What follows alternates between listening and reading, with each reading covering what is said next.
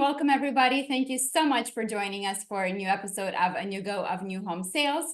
I'm your host, Anya Chrisanthon, and joining me today is a dear friend, Leah Fellows. Leah is the founder of Blue Gypsy Inc.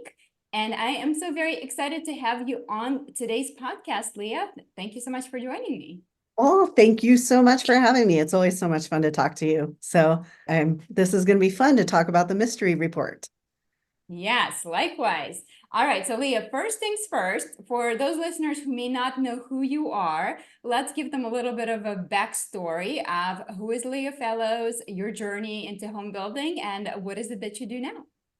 Great. Who am I? The eternal question, right? Who am I? It's funny because I never thought I'd find myself in an industry or in having a career. For the last 18 years, I've been in the building industry, but before that, Anya, I was a backpacker, a dive instructor, and a sailboat captain. I was a vagabond traveling around the world. And I fell into the home building industry by accident back in 2006. And very quickly by 2007 was working in online sales. So I really have been a pioneer in the whole movement of online sales counselors and the online sales community programs. And for the last 10 years, I've actually been training online sales counselors. I started Blue Gypsy Inc. actually 14 years ago, and I was a remote OSC to builders then. But I quickly became a trainer. And so now I've had the opportunity to work with builders all across the country of various sizes and help them hire, train, audit, and improve their online sales counselor programs. Amazing. So talk to us a little bit about who are these clients that you work with. So what type of builders they typically tend to be, and the size of the team, and get a little bit more into the types of services that you do for them. That's great. Yeah, no, I've worked with builders anywhere from building 50 homes a year all the way up to 1,500 homes a year. I tend to work with builders who are local and regional builders trying to compete. And the reason for that is going back to my sailing days, I understand that it's hard to turn a big ship around. So when you're working with the big national builders, it's hard to create change across such a large area. But instead, I'm more like a sailor, right? A sailboat. I want to be able to make quick movements and help a building company improve their customer journey and improve their customer experience. That's who I've worked with over the years, or the smaller builders. And when I say small, it's not really I never have quite found the right solution for those builders that build 10 or 15 homes a year. But anywhere from 50 on up, you can utilize the role of an online sales counselor and do the activities that are necessary to create a great customer experience. Mm-hmm. And so you will help them find the OSCs, and you will train those OSCs, and not just train them to onboard, you also provide continuous training. Is that right? Correct. So yes, if a builder doesn't have a program yet, which we know builders, there are still builders out there that don't have online sales counselors, and we can get into some of those numbers when we talk about the report. If they don't have a program, I will help them create it, hire the right person, recommend the right tools to put in place, and help to do what I like to say is a quick start training. But you can't learn everything you need to know in 2 days or 30 days or even 45 days. So I do ongoing support and coaching, training, strategy. I often work with crossover training between marketing and OSCs and sales, because you can't train that role in a bubble. It has to be adopted throughout the entire company. And then for those companies that already have an online sales counselor program, we do audits.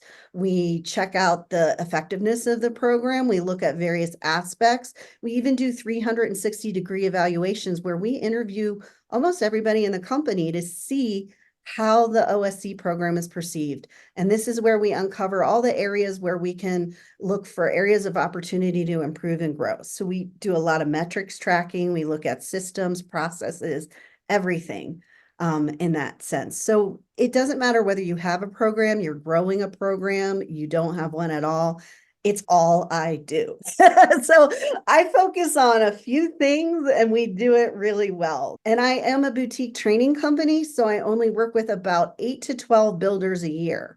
And my goal isn't necessarily to be with you forever, but it's there to be there as you and when you need me. Love that. So, Leah, the reason why I wanted to have you on the podcast today is because you've recently teamed up with Melinda Brody and Company, as well as Denim Marketing, for your fourth annual online homebuyer mystery shop. So, I wanted to talk about some of the results, and I have lots of questions for you. So, before we do that, let's set the stage for our viewers. What is this annual shop? What's the scope of it? What kind of builders were part of it? And what were you trying to accomplish? What was the point of doing this mystery shop? That's a great question. It's funny. 4 years ago, when COVID started, Carol Morgan, who obviously is the owner of Denim Marketing, Ben Marks, who runs Melinda Brody and Company, and I all sat down and said, we need to start looking at how builders are tending to their leads. Melinda Brody does mystery shops on site, and they had never really done online mystery shops. So I worked with them to put this together. And what we did is we shopped builders across the country Mhm. for 30 days to look at their follow-up and what they're doing. We actually fill out a form on their websites. We give them our phone numbers, our email addresses, and a question. So they have, it's not like just some sort of random form fill. And then we track how quickly they respond, how frequently they try to engage with that buyer, even though they haven't responded, and the diversity of the touch points. These are three important things. We basically pull the builders. Some of them come from the top 200 list. Some of them are randomly chosen. And in the last two reports, we've actually created categories where of the 50 builders that we shop, we have 10 in each of these different categories, from national builders all the way down to small builders. And you can see that when you actually download the report. Now we compare some of the numbers to see who's doing what and where and how. And it's really been eye-opening seeing the data as it forms over the last 4 years. Like I said, we're looking for a lot of different aspects. How quickly are you responding? What are you using? Are you making phone calls? Are you sending emails, video emails, text messages? And how frequently are you reaching out to try to do that? And the other thing that we really look at on these reports is, does the builder have an OSC? Is it obvious, or don't they have an OSC? And how can we tell those things? So these are things that we look at throughout the report to be able to compare numbers as a group overall, all 50 builders, and builders with OSCs versus those without. Mhm. And of course, we'll include the link so you guys can download this report and take a look at it. But give us some highlights. So obviously, as you said, you've been doing this for 4 years now, so you have some comparison to look at previous years. So were there any noticeable shifts that really jumped out at you this year? Yeah, actually, it was interesting because for the first 3 years, we saw an upward trend in builders having online sales counselors. I think the first year we did it, 52% of builders had OSCs. The next year in 2021, they only had 60% had them, so they went up 8%. And in 2022, 80% of builders had online sales counselors. But then this year, when we did it in 2023, it dropped. So we saw a 15% reduction in online sales counselors for builders in 2023. So that was surprising. What factors do you think really contributed to this decline? 15% is a big number. And what impact do you think it's going to have on overall customer experience? Yes, we saw 15% reduction. And I think what happened is during COVID, we were pumping out leads, right? There were more people wanted houses than we could handle. And with a lot of the sales going to online first and trying to set virtual appointments, builders who had never heard of online sales counselors before said, oh my God, we need OSCs. Mhm. And then as the market started readjusting and we started seeing things come in to a more normal pace, all of a sudden builders thought, oh, we don't need this anymore. Or another thing that I heard a lot amongst clients was the rumblings of sales agents, right? Sales agents saying, just give me the leads. We're not getting enough leads. And so builders that never really had probably completely embraced the idea of online sales, started letting online sales programs go to send those leads back to their agents, which from our results, as we get into it, you can see is really not the best solution.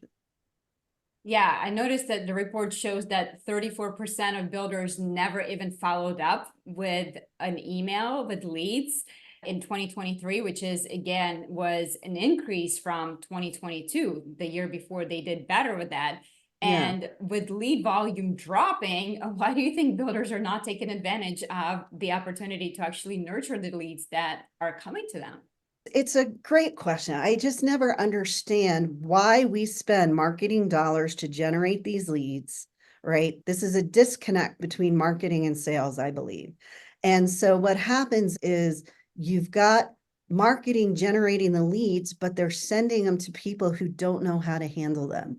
And your on-site sales agents, as much as they want as much traffic as they can get, they are not trained to deal with digital leads. They're trained to deal with the people who walk in the door, hopefully anyway, right? They're going through sales training, and that's about the people who walk through their door.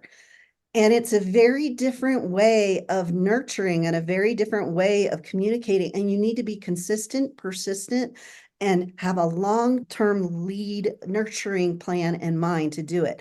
And most agents barely will reach out once or twice, let alone 8, 10, 12, 3 months, 6 months, 9 months, like an online sales counselor program does. So that would be Yeah. why. So I'm curious, so of the 34% that never emailed a prospect back, do you know what percentage never actually even reached out? So I'm wondering if maybe, okay, maybe they didn't email, but maybe they called instead. So I do think you have, that's 34% did no contact whatsoever. so it's not just So, email, it's just no contact whatsoever. yeah, I'm Wow. pretty sure. I'd have to look back into the report, but we always see a volume of builders that don't reach out at all. Now, up until this year, and this is where my heart hurts a little bit, right? Up until this year, it was always builders without OSCs that had zero contact. We never saw a builder with an OSC have zero contact all the way through. Huh. Sadly, this year, I think 3 or 4 of the OSCs never reached out. And that's where I think that builders have OSCs in name only, or they haven't created the right training or the right mindset, or they've put the wrong person in place to do that. Because I cannot imagine saying I have an OSC and seeing zero contact, not a single email, phone call, anything go out. And so that was one of the most disappointing things in this fourth report that we've seen, because we've never seen it before where OSCs were down. But on the other hand, no matter how you slice it, builders with OSCs in general had far more contact and far more possibilities of overturning that lead into an actual viable conversation than builders without, because the builders without dropped off very quickly. If they sent one email or made one phone call, you really didn't see anything else. And a Yes. huge swath of them did nothing with it. This really hurts my marketing heart when I hear that 34%. That's just like you literally paid money, and oftentimes a lot of money, for these leads, and nobody's doing anything with that. It's just, oh. And Leah, remind us, on average, how many touch points does it actually take to get a response from a lead? I would say at least 8 to 12, but they also have to have value to them. You can't just keep saying, hey, want to buy a house? Hey, want to buy a house? Hey, want to buy a house? Like, you have to be diverse in your outreach. You have to be fast on the uptake in the very beginning. There's a lot of things that have to happen in order to get someone to respond. And I have online sales counselors who I train all the time telling me, hey, until I sent that video email out, they didn't think I was a real person. So for the first few days, even though I was reaching out, even though I was emailing and texting them, they thought that it was all automated or a bot or something like that. So they didn't respond. So it wasn't until there was something that was very personalized that went out that people then started to respond. So, which brings me to my next question, which was very surprising that the use of video email and text messages actually declined for builders in 2023 compared to previous years. And so, considering the importance of diverse touch points, like you said, what strategies would you actually recommend to encourage builders to adapt these communication channels more widely? What does it take for them to realize that, hey, it works? It's really a mental mind shift, I feel like, because I've got to say that no matter what, every year of this report, we haven't seen a huge use of text and video. Okay. I definitely am constantly changing the way I think about this role. Having started doing it myself back in 2007, I was an online sales counselor for 7 years. And back then, we never would have texted people. We didn't barely ever would have used we didn't use video email when I started. That was something that became much later. And so you really have to make a mental mind shift as far as how that works. Even pre-COVID, I would have said, don't text people till they give you permission. Now my philosophy is you get a lead, you call them first. I know you still have to use the phone. I know that sucks for many people, but you call them first if they've given you a phone number, then you text them, then you email them, all within that same time frame, right? It's all connected, and you connect that and you say, hey, I just left you a voicemail. Hey, I just sent you a text message. So they understand that you're trying to connect with them how they want to respond. You're giving options. And some people still have that mindset, I'm bothering them. I'm bothering them. But the thing is that somebody is reaching out to you for information. So by responding, you're not bothering them. We're Right. not cold calling. We're not cold emailing. This is all warm leads that people are utilizing to be able to help someone with their personal journey toward buying one of your homes.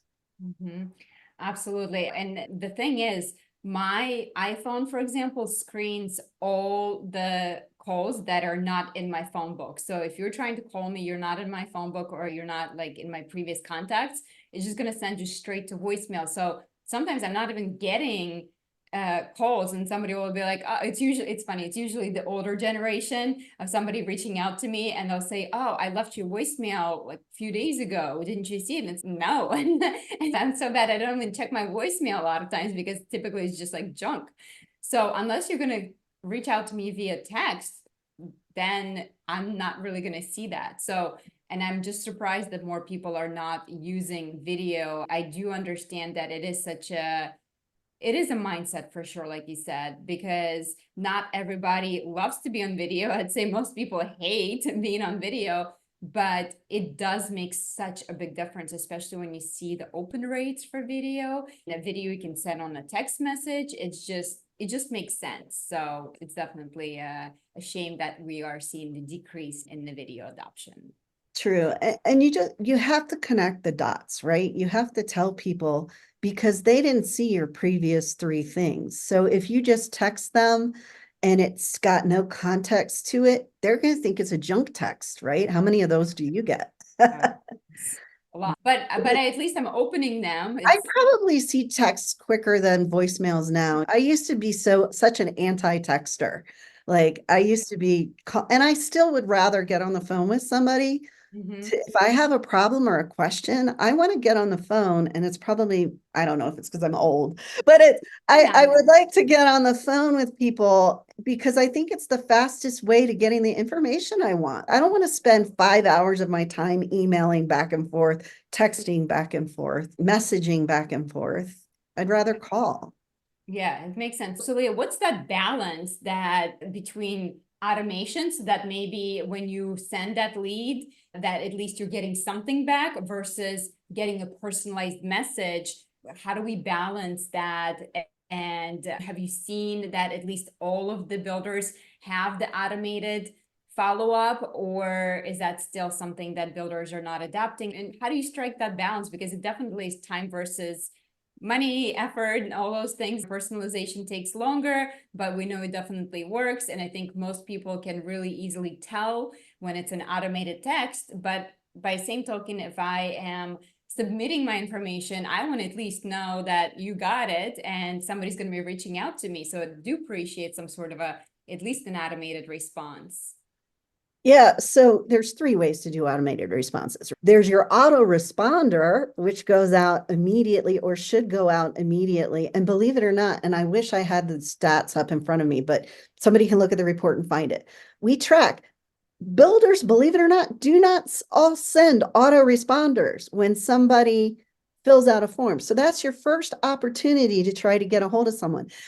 And you can personalize an autoresponder. It doesn't just need to say, thank you for submitting your form. In fact, I always recommend to builders who have OSCs, put the OSC's video right on that autoresponder to introduce them, right? Because, and that, if you have high volume, it buys you some time, right? You should still respond in 5 minutes or less personally, but if you're crazy high volume, you have that. So that's one automatic reply. That's one automation you can do, is an autoresponder. And that is so easy. And yet I think 1 year, 50% of builders didn't have autoresponders. I'm not sure. I don't think it's this year, but I remember 1 year, right?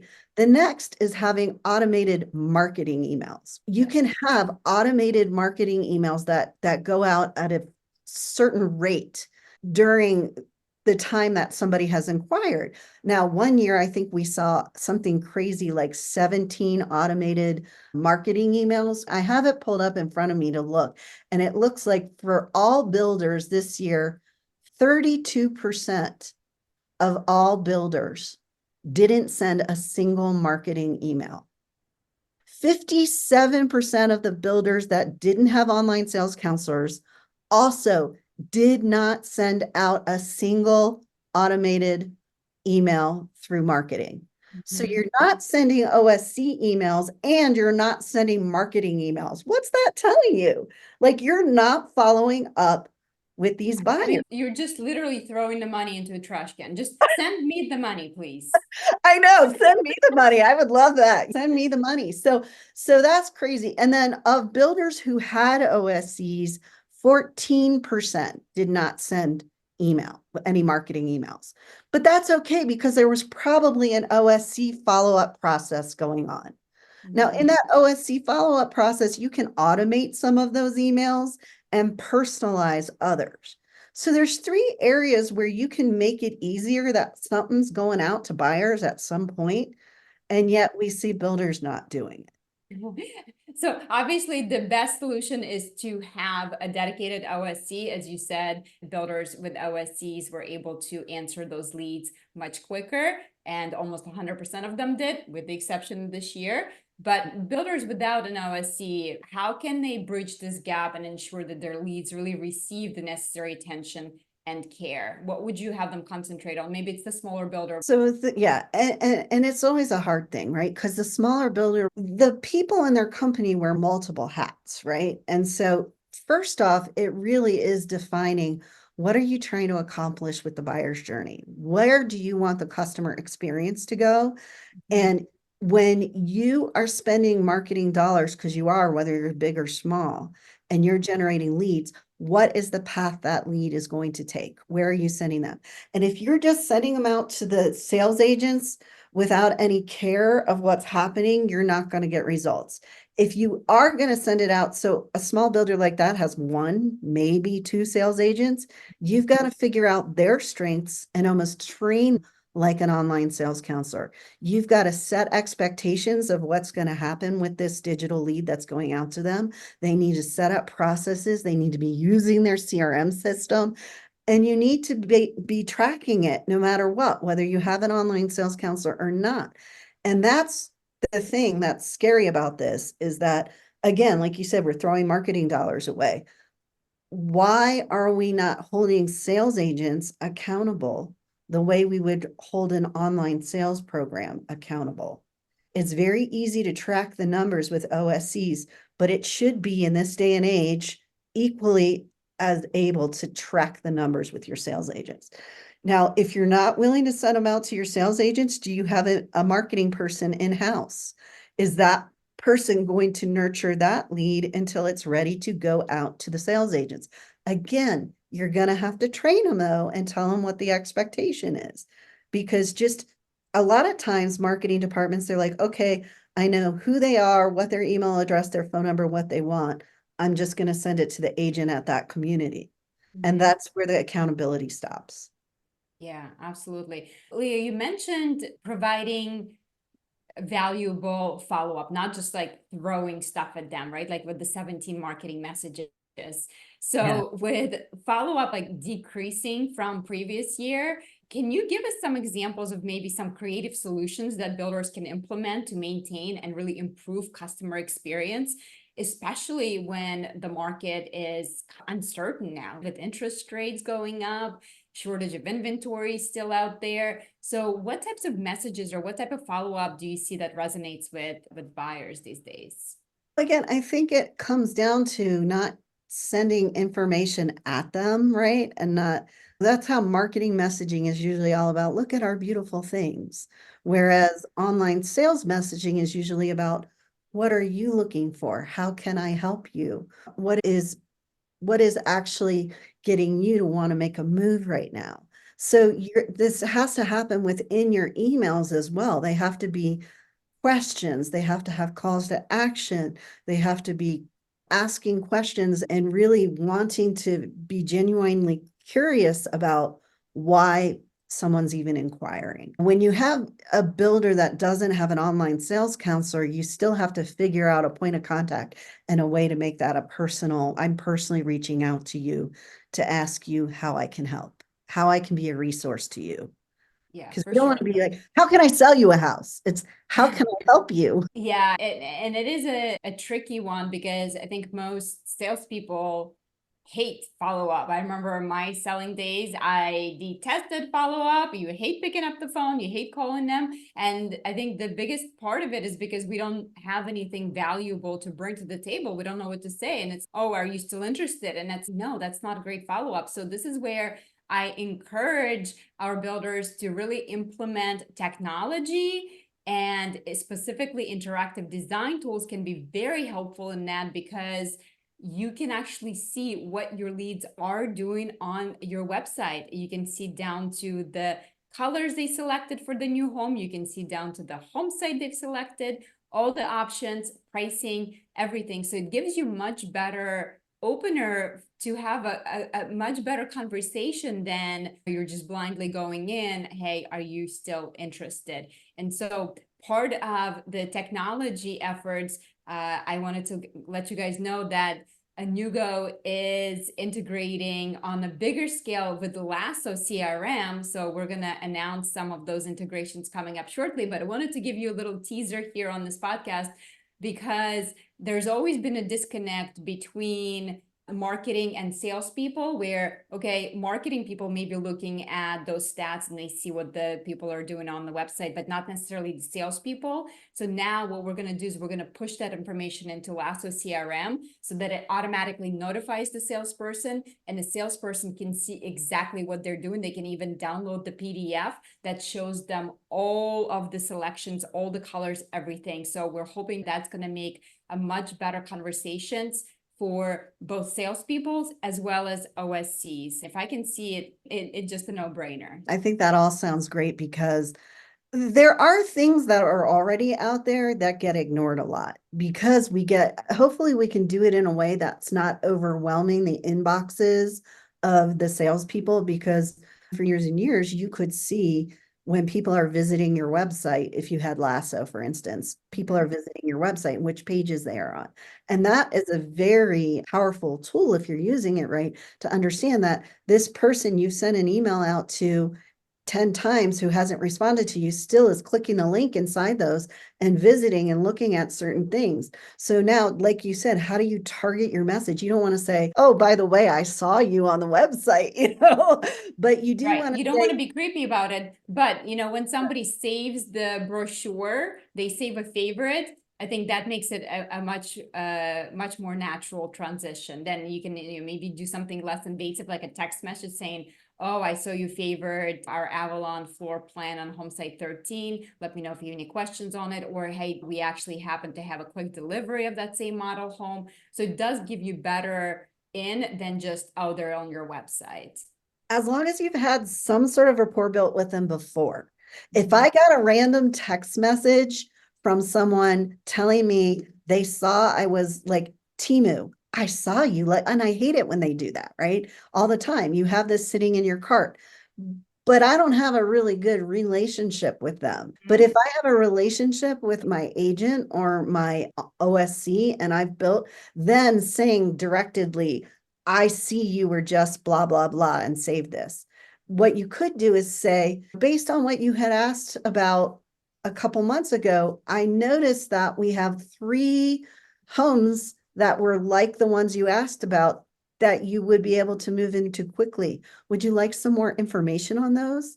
Mhm. That's not saying I saw you looking at that. It's Right. saying you're trying to link it back to a conversation or their initial inquiry, right? Yes, I agree with you. Or even a better solution to this could be a targeted marketing campaign that's automatically triggered. Say, they save that as a favorite, and then maybe there's we have a match for a quick delivery, and it delivers an automatic message to them, maybe just as they're on the screen, that again, that resonates, right? That, hey, this is a quick delivery of a home that I was just looking at, or the favorite. So I agree with you. You don't be creepy about it, especially if they haven't asked for it. Because imagine, like you said to your example of Temu, if I'm shopping on Amazon and I put something on in my cart, I haven't bought it yet, but suddenly they would be reaching out to me saying, hey, do you want to learn more about this product? No, like, I'm fine. I'd let you know if I'm interested. Yeah. So there's Yeah. definitely balance with that.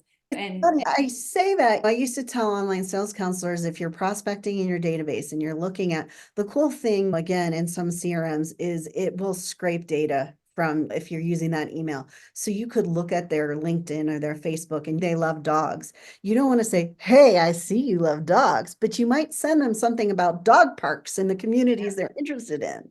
And yes. that way they're like, oh, there's a dog park and I like dogs. They don't know I like dogs, but yeah, they know I like dogs, Yes. right? This is where AI is going to come in, and it's going to do all of that automatically on the scale that humans could never do that, because it's going to have all this data. So stay tuned, because there's definitely going to be a lot of really exciting marketing automations coming from AI in the next few years. And that's something that Inugo is working to develop to make it simple, non-creepy, and relevant. Non-creepy, I think, is always the good point, right? It needs to Yes. be non-creepy. Although we're used to creepy by now, right? You talk about something and then your phone shows an ad about what you've talked about. We're okay. We're getting okay with creepy in Mhm. some sense, right? Yes. So speaking of marketing, what role do you think that marketing really play in driving high quality leads for builders?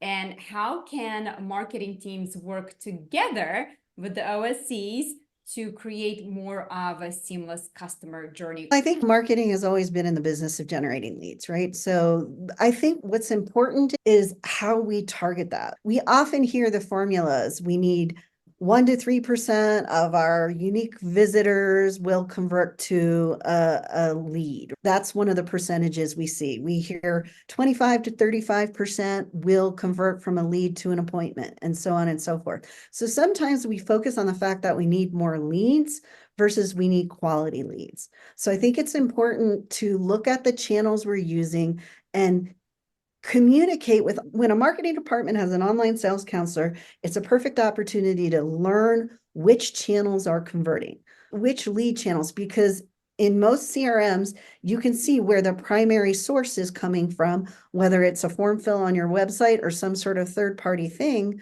driving it. We should see how that works. And then we can start to figure out how to allocate our marketing dollars better and what our messaging is. Sometimes the messaging is for maybe an age targeted community, right? It's not age restricted, but it's age targeted. And then we find a lot of younger single moms are wanting to buy in that community. So how do we change the messaging?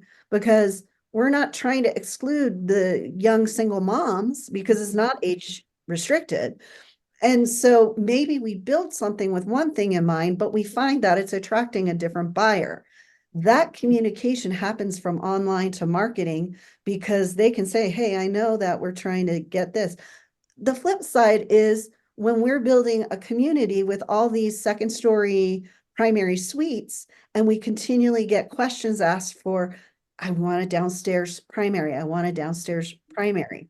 And so the OSC can be able to give feedback, and then that's where the builder should start listening. How can we rearrange these plans if we're not selling quickly enough so that we can give people what they're looking for? Marketing and OSCs have a unique ability to communicate and see if the marketing messages and the objectives that we're trying to create for each of these communities is actually hitting the right target market.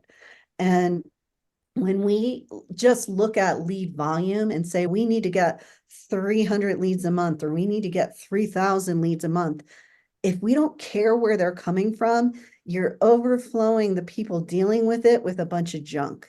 And whereas OSCs will work that junk no matter what, that's one of the reasons why when it goes out to the sales agents, they don't care, because they don't know how to differentiate between, okay, here's all these Facebook leads coming in from Estonia at 2 a.m. versus here's a real important lead that you need to work on converting. So. Yes.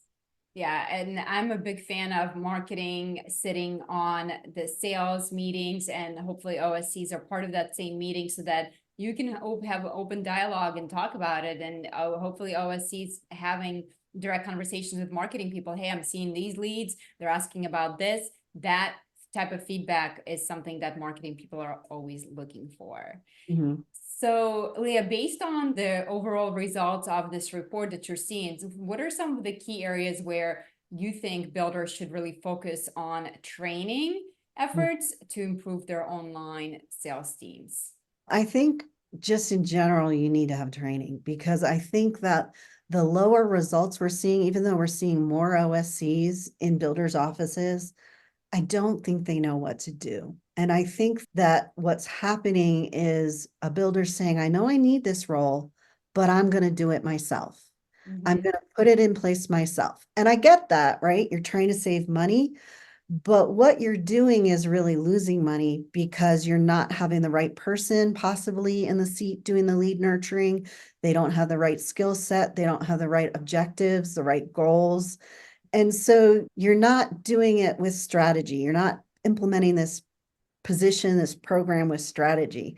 And I'm a huge believer in strategy and like thinking long term and big picture, and what is this going to mean? And I just feel like when you bring in the right people to help you hire and train, you're going to have much more longevity in the program. I love Greg Bray, and I love how he says when people say, my website's not generating enough leads, so I don't want to put more money into my website. No, your website is supposed to generate leads. So you got to fix the problem to generate leads. It's the same thing. My OSC really isn't setting enough appointments, or we're not making enough sales from it, so I don't want to invest money in it. Or the worst for me is when people think it's an entry-level position, because it's not. You need somebody with a strong skill set. It's not that you need someone who was an OSC before. And most of the time, you don't want to hire someone who was an OSC before because they probably didn't have great training. But you need somebody who has a certain skill set and knowledge and ability that comes from experience in the world. So it's not an entry-level position. And the other thing is they think it's like a training ground to go out to become a site agent. Why do you want to constantly refill that seat? Putting somebody who wants to be out on the sales floor in that role is never going to garner the best results. You want somebody who wants to wrap their arms around that program and be that person and grow that.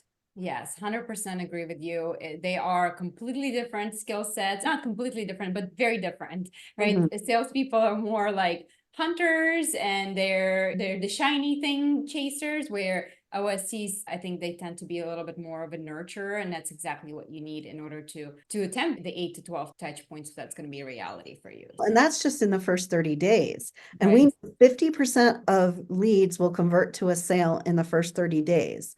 That means 50% won't. So you Right. need someone that's going to go well beyond 30 days of follow-up and continue to reach out, and until someone says, I bought somewhere else, or I go jump off a cliff, right?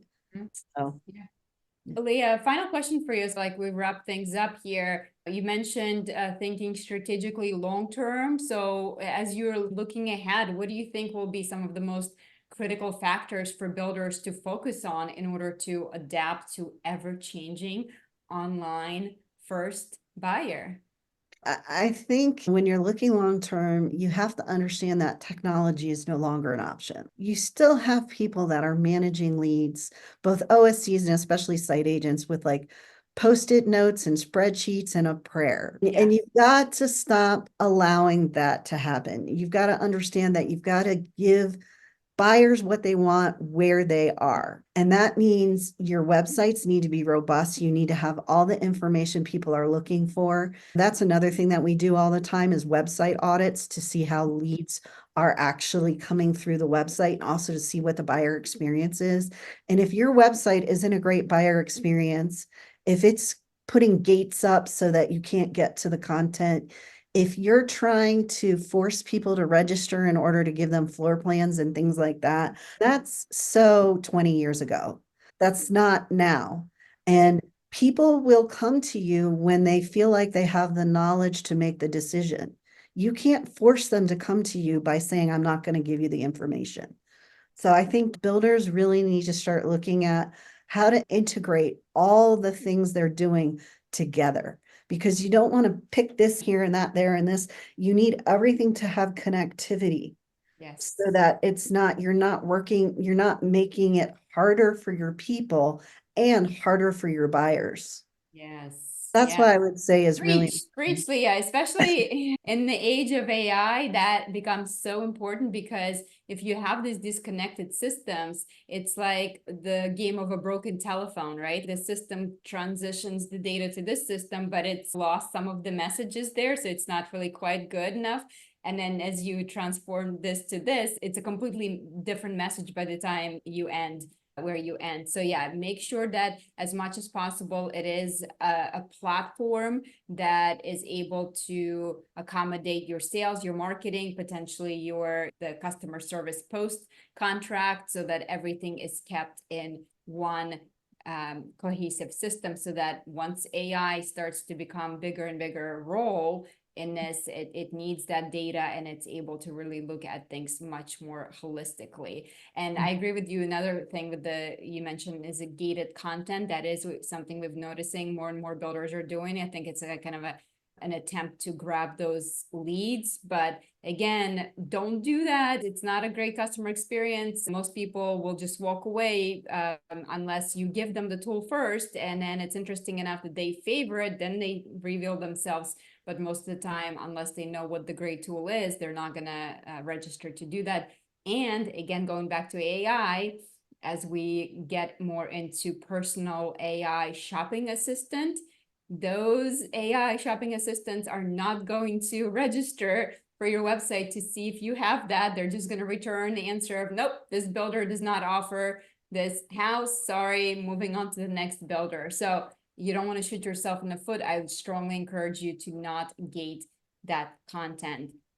So Leah, is there anything that I didn't ask you today, whether it was about the report, your business, anything we've talked about that you think it's important for our listeners to understand? Yeah, actually, based on what you were just talking about, I think it's so important to understand we've got to stop thinking about lead volume and think about lead quality. And so when you're trying to get more volume by just getting people to fill out a form, you're not getting quality. And when we have less lead, like in a time period like this, where interest rates may be high, people have some trepidation, that sort of thing, we feel like lead volume has dropped off.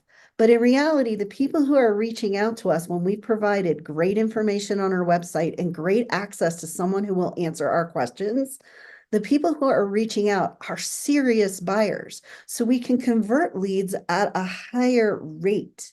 And I just wish builders would understand that, and marketers. And it starts with the marketers, right? Because they've been told they need to drive a certain number of leads. And even the agents, my leads are dropping off. What do you have in your database? Something I always do with OSCs is I say, you need to have conversations with your sales agents about the appointments that you've set for them that have not yet converted. Where are they in process? When we work as a team together to figure that out, because if someone went out for an appointment, they're going to buy a house somewhere. Our goal is to have them buy with us. So I think that's really focus on quality versus quantity.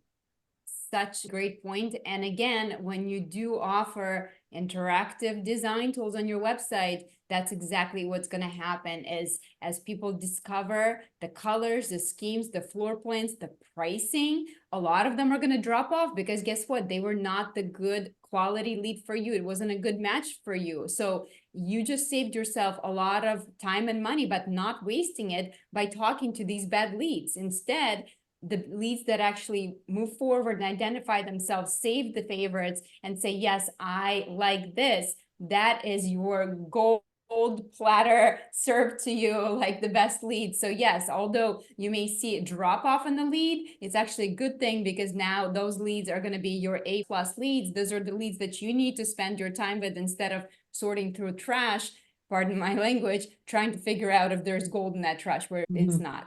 Okay. So Leah, where can people find more information about you? If somebody's listening, they're like, you know what? I don't have an OSC team right now, but I probably should get started on that. Or maybe they have an OSC team, but they're not providing the type of training necessary to keep their skills up to date and making sure that they are using all the latest techniques to make sure that they have the best conversion rates. So how can people find you? And I will definitely link to the report unless you have a URL that's friendly. That's easy to remember for that. Sure, we can link to the report, but you can also always find me at bluegypsyinc.com. And I always say that's Inc as in incorporated, INC, and not ink as in a tattoo parlor. It's Blue Gypsy Inc is the easiest place. I offer free consultations. So I talk to a lot of people just to help them better understand. It's not like you don't have to commit to me to talk to me. So when you talk to me, you'll probably figure out my passion for this program because it is a very teeny tiny niche in our building industry, but I think it's very powerful. So that's the best way. You can also find me on LinkedIn, that kind of thing. So perfect. Leah, thank you so very much for being a guest on today's podcast. I love chatting with you. I will also link our previous discussion from a year ago to this. So you guys, if you want to go back and listen and see what's changed within that last year, you're welcome to do that. And of course, download the report for yourself. I'll provide the links for that. And you guys can see full information on there. It's been a pleasure to have you on, my friend. And I will talk to you very soon and see you at SCBC or Spring Leadership Meetings. SCBC, I'll be there in Florida. Hello, I'll be in Florida. So, all right. I can't wait to spend some time by the pool with you. okay, sounds good. Thanks for being on today, and I'll talk to you soon. Okay, bye. Bye.